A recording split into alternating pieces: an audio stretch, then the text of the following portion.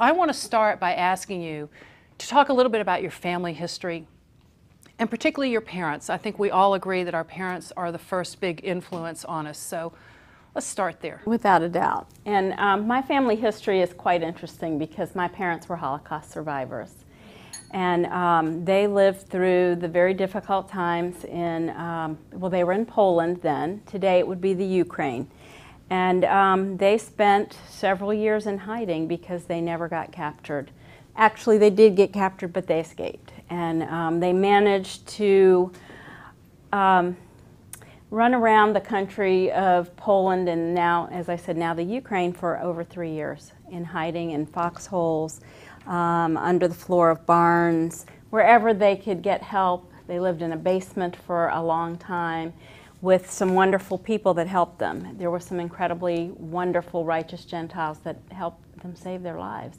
And my mom also carried her niece around with her, who was 18 months old. So obviously many of the hiding places weren't open to her.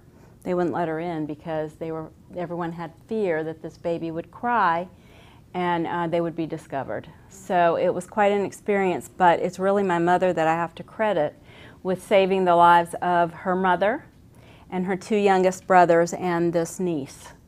And she was the one who kept them going and moved them from place to place during these years. She was the one who worked and went out into the labor camp in the ghetto when they were in the ghetto and would go out to the fields and pick frozen potatoes and do whatever it took to get food on the table and to keep her family safe for that period of time.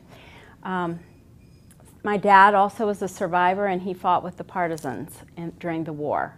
And so he did whatever he could to try to bring some kind of safety and security, and he lost a wife and a child that were killed by the Germans. His daughter was 3 years old, and she was slaughtered. And so was his wife, and he found them. So it was really a very unpleasant time in their lives, and, but they were friends. My parents grew up in the same town, and they found each other, and my dad ended up traveling in circles with my mom and her family because they kind of took him in. And that worked out really, really well. They were all good for each other. My dad spoke 7 languages. My mom is still alive. My dad died 20 years ago. My mother's still alive. She's been videoed. She will occasionally speak. She spoke to us all of our lives about life and about what it takes to be determined, committed, have perseverance, and have faith. And one thing that guided my parents was faith. They had a tremendous amount. It never failed them.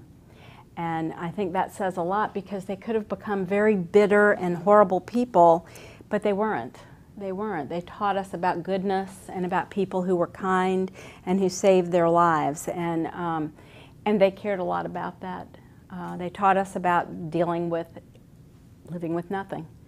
Okay? And I didn't come from a life of privilege. Whatever I have today, really, Jerry and I worked together to earn. I have to give him the majority of the credit because he really ran the big pieces of our company.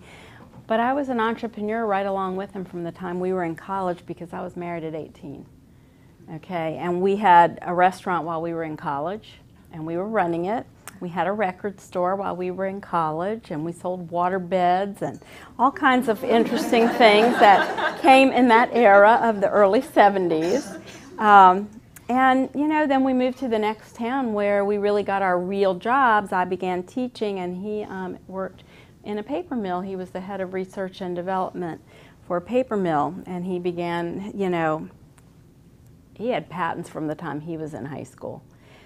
His first science project ended up being the guidance and telemetry system for NASA's lunar module. And that was high school.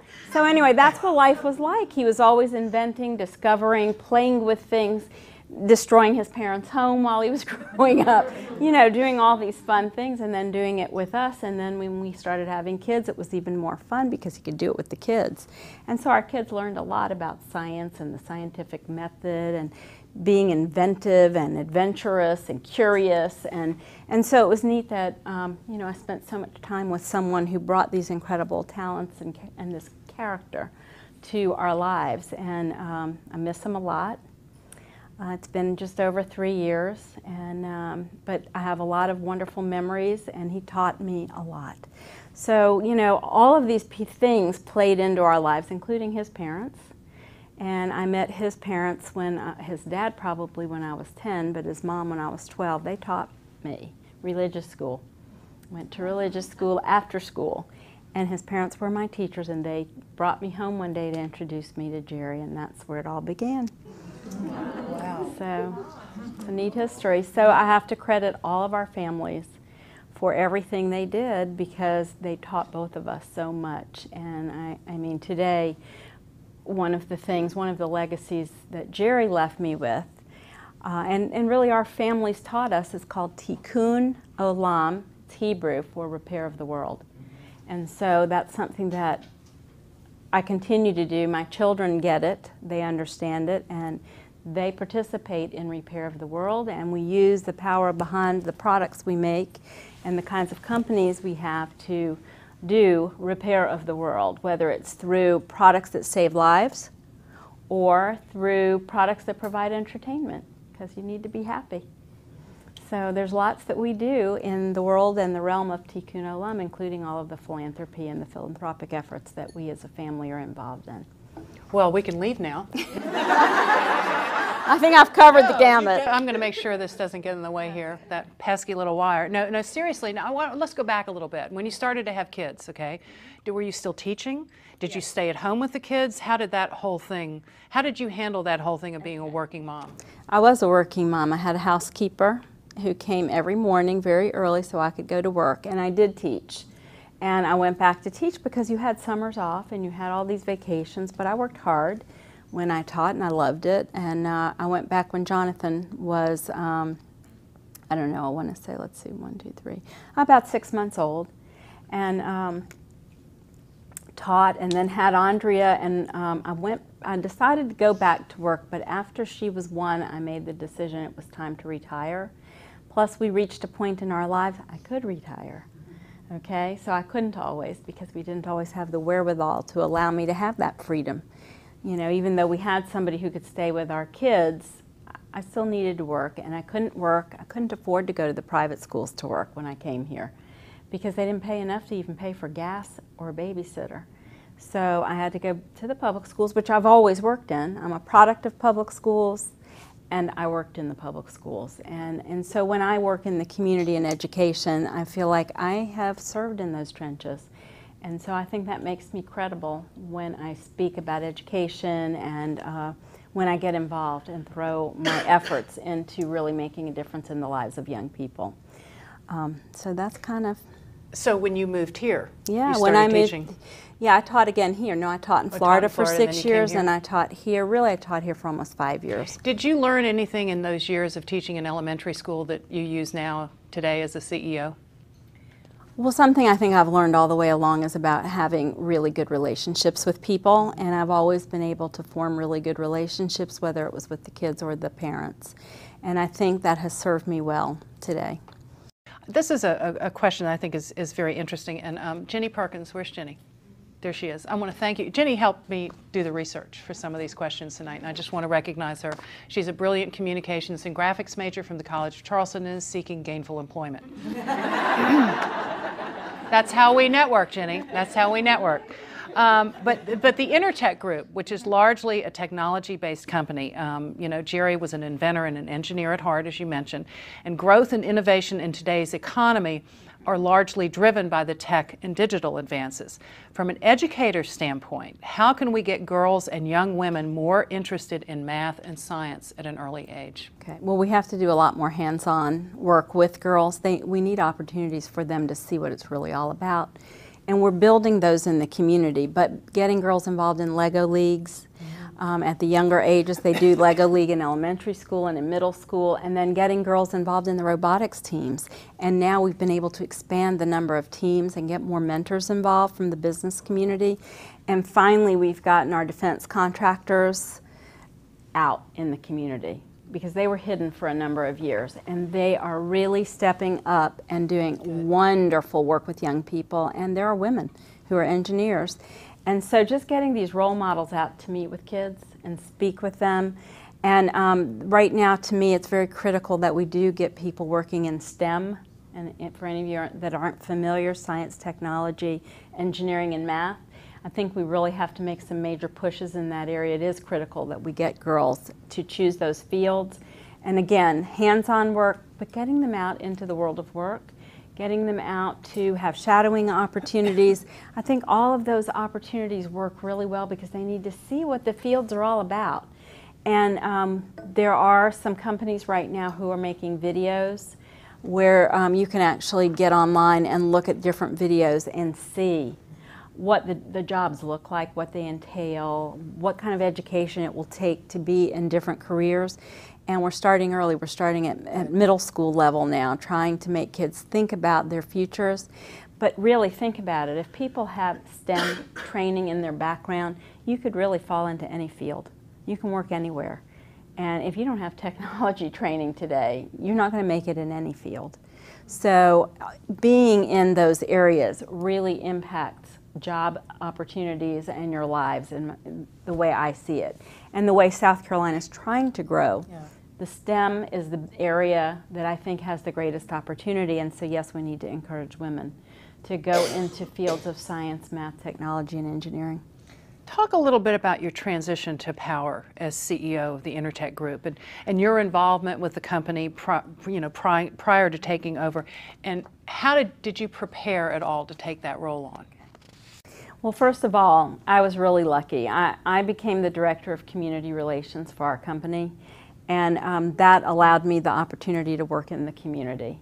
And by working in the community, I became the face of our company often, and I ended up getting many leadership roles. So, I mean, I've chaired the board of the United Way. I've chaired everything in United Way, from the campaign to strategic planning to the community building committee. I've done almost every role except maybe the finance committee in that organization. The Chamber of Commerce. You know, I helped found the Education Foundation. I helped found the Sports Council that exists today. And then ultimately I became president, chair of that board. Well, guess what? That was practice, major practice. Little did I know where I'd end up. And then I have a lot of speaking opportunities. That year alone, just representing the chamber, I was probably out speaking at least 50 times, if not more, probably hundreds of times. And so that was a great opportunity because it was like, oh my God, they're coming to ask me, the teacher, to get into this role to lead the business community. But it ended up being awesome for me. I probably spent 20 hours a week at the chamber during those days. But you meet politicians, you learn about your community, you can have a voice because you participate in your community.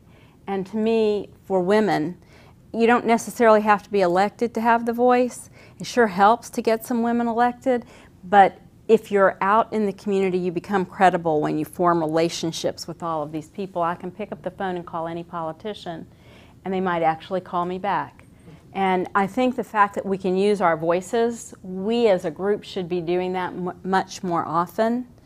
And I think it's really important that we have coalitions of women working together to try to affect causes and issues that impact us and that impact our community. So all of those were my training ground.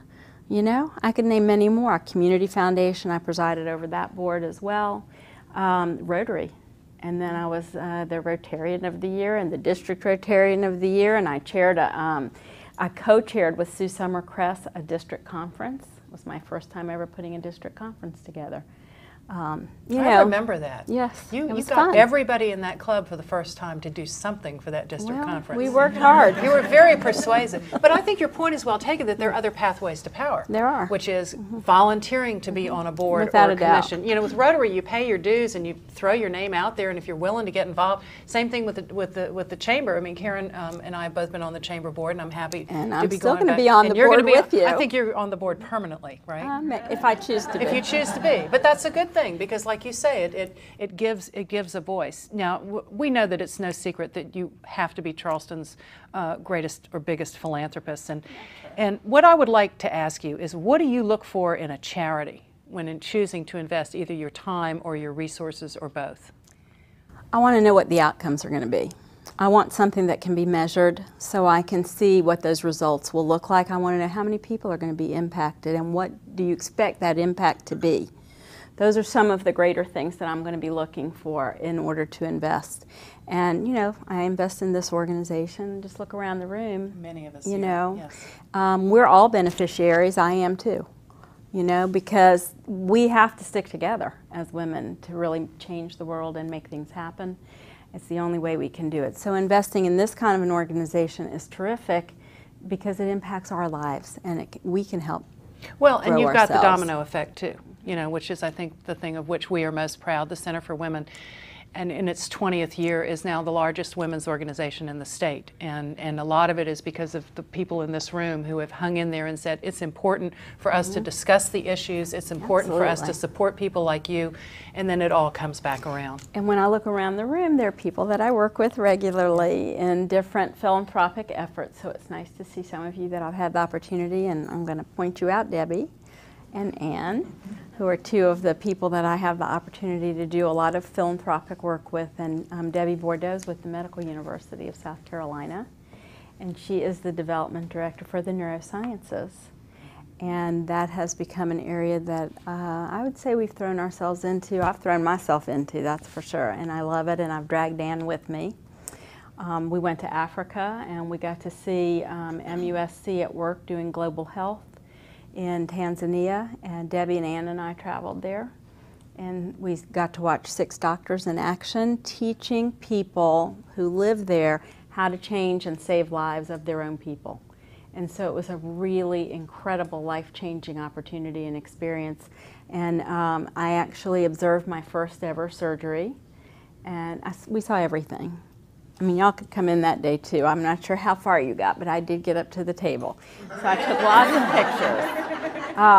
But we all scrubbed in, the 3 of us scrubbed in, and we were invited to participate. And, you know, it's an area that obviously has touched my family. It's touched me more than many of you probably even realize, because not only did it touch us when Jerry got ill, Jerry was working in the neurosciences before he got ill, because my daughter-in-law's father, who just passed away in January, another young man, fell down a flight of stairs 5.5, almost 6 years ago, and became quadriplegic and ventilator dependent.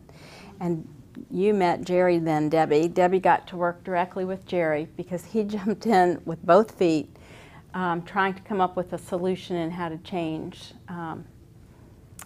this other gentleman's life. And little did he know that he would have to have the care of the doctor he was working with on trying to find solutions.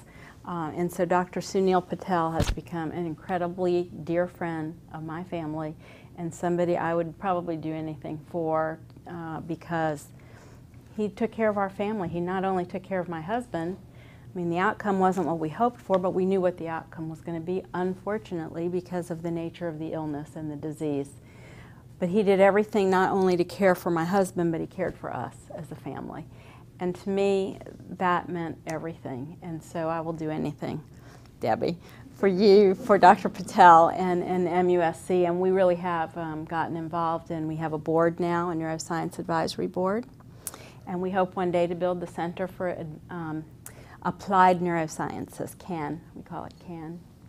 And it would be a combination of doctors, researchers, engineers, companies, people all involved in looking at patients, what patients are dealing with, and changing their lives, and offering them the best ways to deal with whatever it is they may be dealing with in their lives, whether it's through devices, medical devices, or pharmaceuticals, or just plain certain types of care that should be delivered to patients to help them make their lives easier in some way, because you're fighting battles that unfortunately, you know, change your lives and take your life.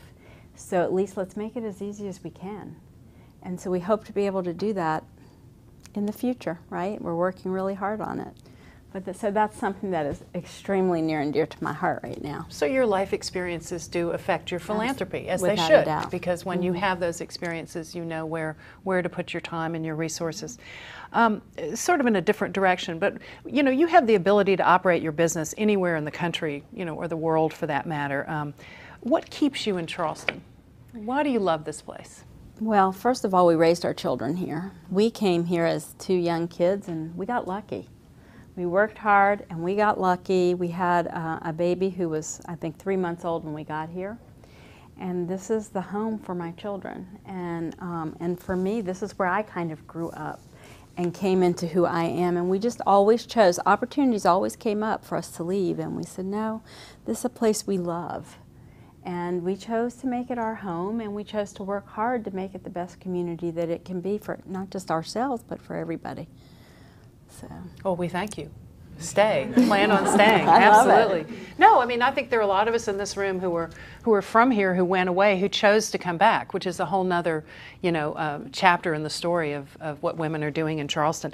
I'm curious about this. Has there been a defining moment so far in the last 3 years as CEO of InterTech that you realized that you were comfortable in that role and, as head of one of the largest privately held corporations?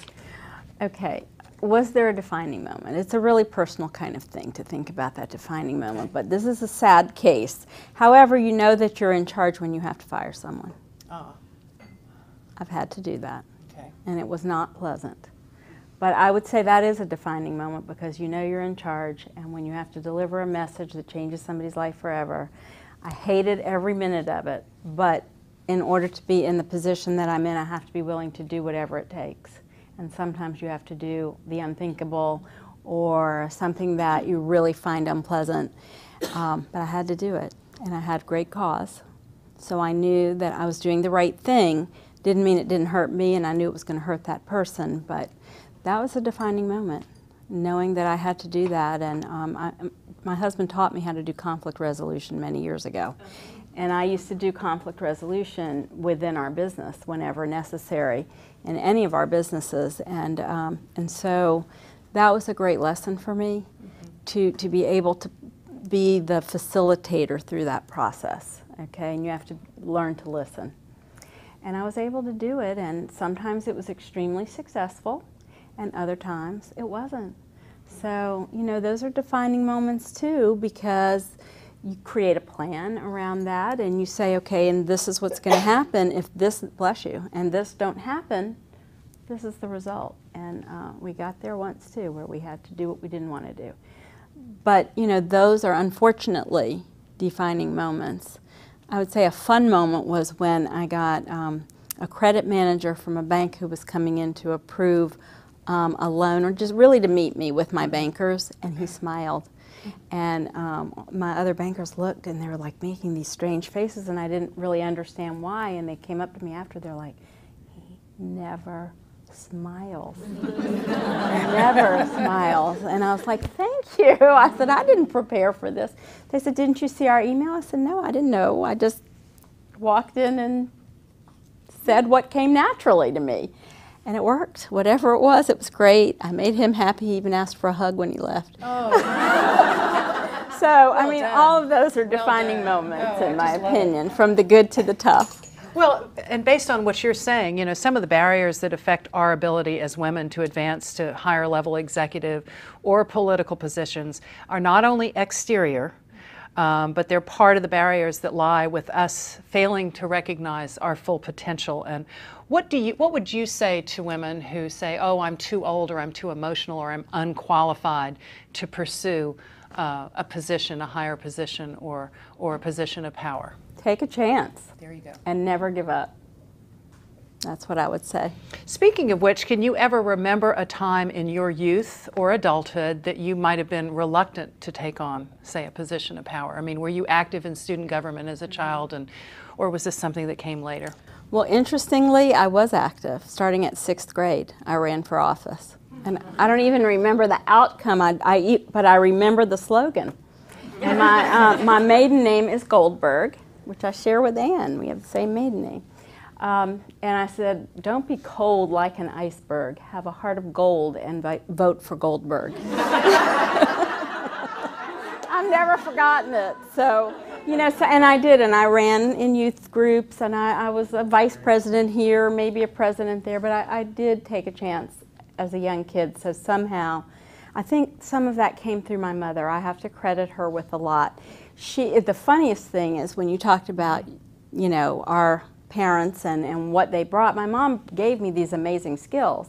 But at the same time, she comes from an era where women weren't believed in, okay? And she'd say, oh, but you're weak and you're not strong enough to do it. Let the man do it. You know, and I'm like, Mom, don't talk to me like that. I'm tough and I'm strong. But I said, but you were tough and strong. Look what you survived. Look at what you did. And no one ever gave her that credit, so I don't think she chose to take the credit. And I wanted it to be recognized that she was a leader. She just never saw it that way. And so really a lot of that she gave me. And she's quite a character. She's still with it, 87 years old, and just amazing. Calls me every night to see how things are going, and wants to make sure that I'm alive and well. Oh, and, I love it. in many ways. Well, following up on how your mother felt, you know, particularly about promoting yourself, how can we do a better job of educating men to understand that gender diversity in the workplace is to their advantage? You know, there's been all this research on the fact that the Fortune 500 companies that have appropriate, you know, substantial representation of women on their governing boards and in their senior management actually make more money. You know, how can we go about, and you and I know, all of us know about the Good Old Boy Network here in Charleston, okay? I feel like I'm a member at times, though. Well, then talk a little bit about that. Talk about that. Well, somehow I got let in, okay? It doesn't mean that they accept everything about me, but I am at those tables on a regular basis. And let me just say, don't ever be afraid to go in those places, as long as you know what you're talking about. And I think we bring different skill sets that will take us much farther. Men just don't see those all the time. But if you put yourself into their presence, they won't always be able to ignore you.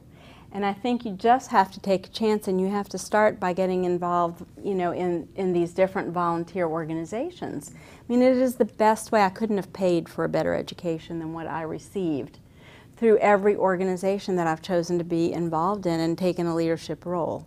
And then men see you in these roles, and they begin to respect you because you actually can say things that they're like, oh, wow, you do know something. You know, I mean, it's important to show them that your mind works as well as theirs, and you see it the same way. We just have a long way to go, and we have to teach them that we're just as capable as they are. And but again, we bring a softer side, and I think we can actually achieve a tremendous amount more because of our ability to create and form relationships.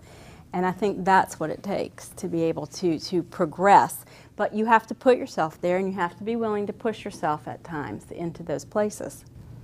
I've learned from people like Jane Purdue that some of the new thoughts about management and management theory is now geared more around a relationship-based management, you know, and a more consensus-building kind of management, which we tend to do better than men do. Absolutely. So, you know, thank you for that. Okay. You're welcome. Balance. The career-family balance.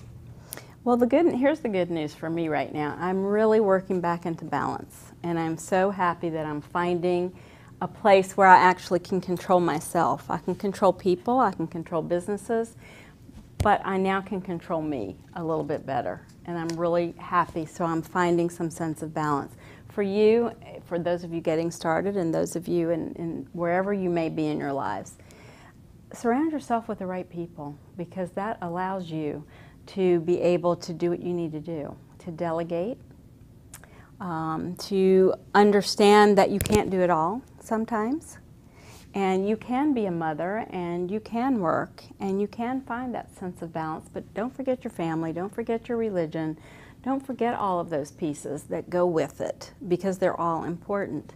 And I can't say I'm perfect, I'm not, but I'm trying to, I'm finding me again, and I'm very excited to be finding myself again, and it is a good feeling, you know, and I'm always with people, and I love people. I enjoy people of every persuasion and wherever I might be. And so I have to take advantage of those opportunities whenever I can. But I think the best part is when you can control yourself. And so now I'm in a place where I'm healthy again. And that's big. Because I went through, while my husband was ill, I was having back surgeries myself using the neuroscience department at MUSC, neurosurgery, to take care of me too. I mean, I'm doing things with help from others that are allowing me to get to this new place in my life, so that now my health is wonderful. And you know, dealing with stress and all of those things comes easier because I'm healthier physically and emotionally. It's taken time. I can't, you know, you never get over loss. My husband's always right here. Okay, I always carry him with me. And no matter how I progress through my life, and he wanted me to have a life, I'm working at it. I'm really working at it, and it's working nicely. But he's always right here. And that's part of that balance too, being able to cope with the emotional things that I have had to deal with. And then taking on this new power, if you want to call it that. I mean, it's a change. I don't like to look at it that way. I like to work with people. And I work with my associates, and they're part of my extended family, most of them. And so there's a different way I approach things. It's not, you know, oh, my employee. You're my associate. We work together. And yes, I like to build consensus, and it's about the team. I can't do it without my team, and I know that. So I don't like to say I wield power or I wield a stick. I do when I need to. Well, it's interesting you brought that up because I've done a lot of reading on this subject, and of course Jane Purdue is writing books on it about women in power. And I think that at least in my estimation, it's our conflicted relationship with power is that it's always portrayed as something that you have over someone. Okay, you say you wield it, and I see power as the ability to do something, or the with is the preposition that you want. So it really is power that you're talking about. It's just a different way of approaching it. Speaking of that, how do you stay current? How do you stay on top of business trends? It's difficult because I'm not going to sit and read novels. I will read Wall Street Journal snippets. I'll read different magazines. I get like CEO magazine or corporate board, things of that nature. Strategy. There's a magazine on strategy. Fast Company. I try to look through those kinds of things, and I'm not saying I'll read every word, but I try because you know what, you really can't function unless you stay current and unless you're also aware of what's going on in the world. And when I speak to young people and I go to the classrooms, whether it's college or high school now, those are my favorite groups to speak to, I talk to them about how they have to stay current. You know, just because they have a degree doesn't mean education's over, it's lifelong. And so you really have to pay attention to current events. For me, I have to pay attention to currencies. You know, that's just one of the things that I have to look at every day because what happens in the currencies in the world can impact my businesses that are global. So I have to pay attention to such things. I have to see what's going on, and is there a competitor that has something going on that could impact us? I need to pay attention to those business things and those things that can impact us. And then if I need to go to a class, I would go to a class.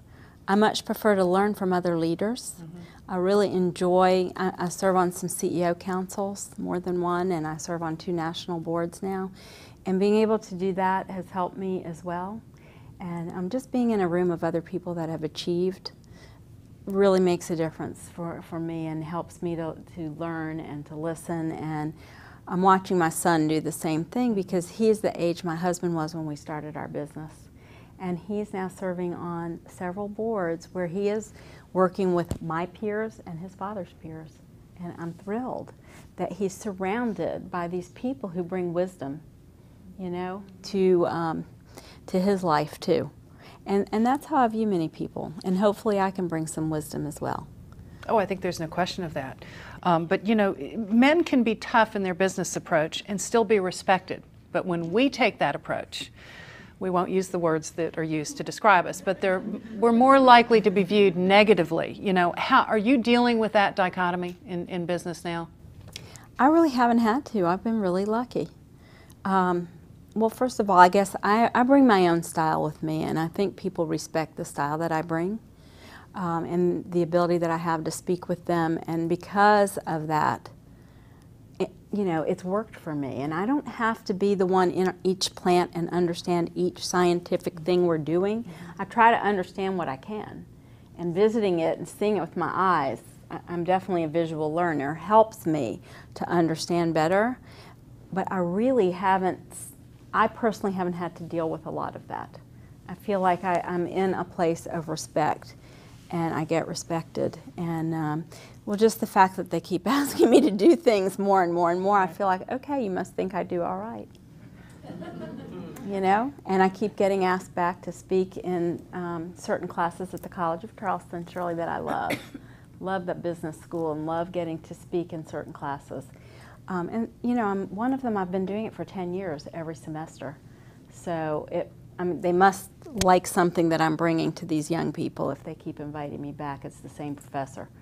So, you know, that helps boost my confidence. And for each of us, in order to work in this world of men that we're having to work in, if we have our confidence boosted and we stay strong, I think you can do anything you want to do. I really believe that. So just, you know, but you have to do things that make you feel really good about what you bring.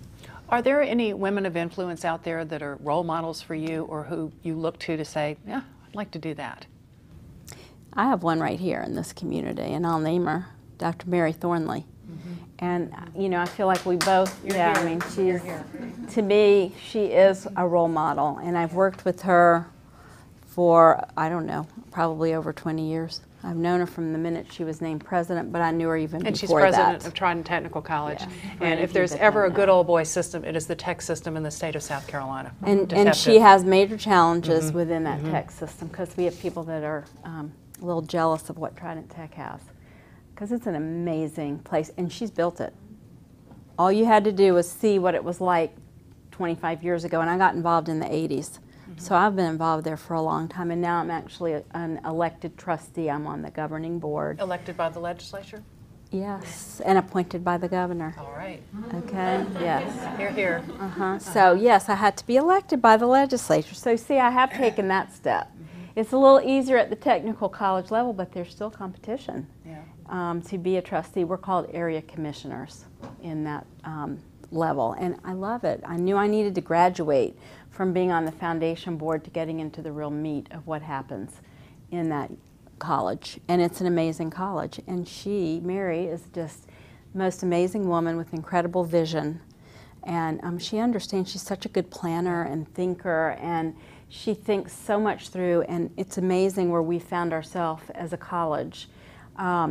She's thought through so many things, and it is amazing what she brings out. She's thought about ways to enhance revenue and to allow us to continue through times that are so tough.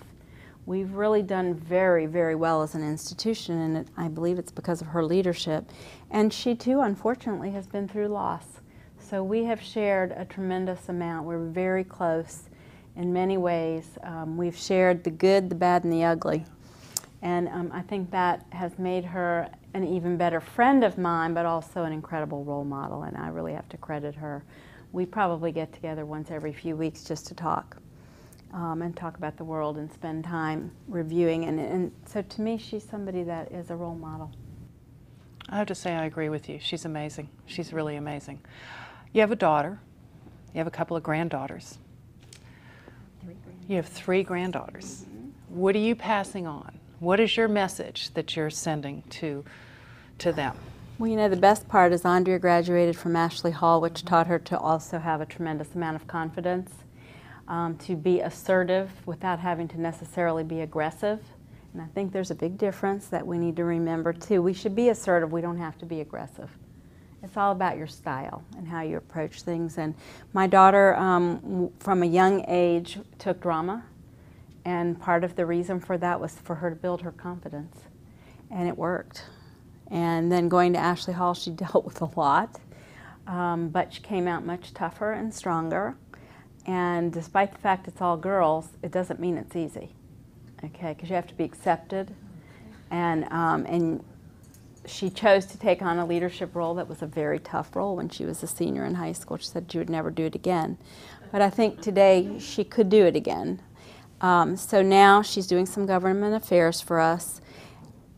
She's a great writer. She got a great college education, and one of the things we always encouraged our children to go away from South Carolina.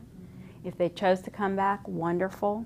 but go away and learn about other parts of the world. My kids would have gone farther if we would have let them. We would not let them go. We said you can't go west of the Mississippi, but you can go anywhere else. North of the they could go Mason-Dixon north, line. Okay. exactly.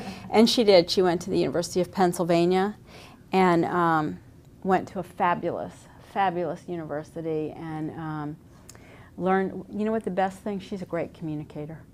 And to me, communication can take you almost anywhere. If you can communicate, that's just huge. And she's really good at it. We have our moments, but we get along really well, right now especially.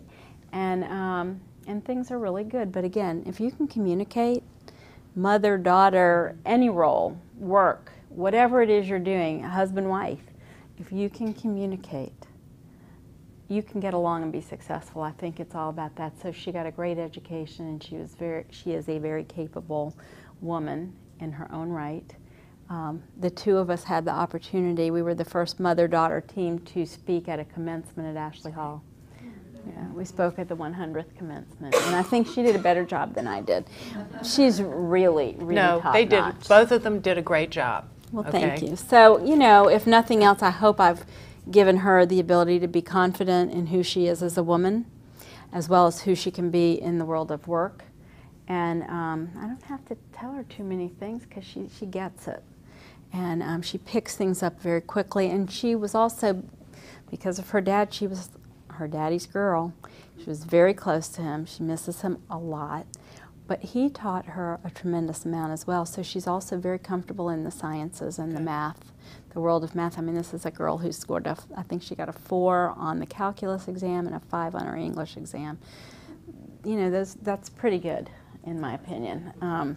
She's very smart, and she could work in any area. And that she didn't get the engineering background, but she, in her house, if a crate comes in and she's putting cribs together or furniture together, she's the one that does it. Okay, so those engineering skills are in there somewhere. It's in the genes. It Absolutely. is. I do it too. So, and I always have. Even, you know, with Jerry, I can still do it too. And I think it's really important that you try everything. You know, the center, our mission is to help women succeed every day, personally and professionally. How would you define success? Well, I think if you're happy, then you have success. I think being able to go forward every day with your life and do whatever it is that you're doing. You know, my husband always said, if you find a job you love, you'll never work a day in your life. And to me, that's part of that happiness, loving what you do every day. That's success. It may not pay the highest number of dollars, but you know what? It's not all about money, ladies. It's not. It is about what you do and loving it and knowing you want to go back the next day and enjoying life. That's success. Also having relationships, whatever kind you choose. Those relationships are really important. Having whatever the lifestyle is you want to have and being able to live it the way you hope to be able to live is another type of success. So to me, that's kind of the way I view success. I couldn't resist this, but I went to the James Lipton questionnaire. Y'all familiar with that? He does the interviews on the Actors Studio, and he does the Marcel Proust questionnaire at the end of every interview. And the last question is, if heaven exists, what would you like to hear God say when you arrive at the pearly gates? Welcome. I'm glad to have you.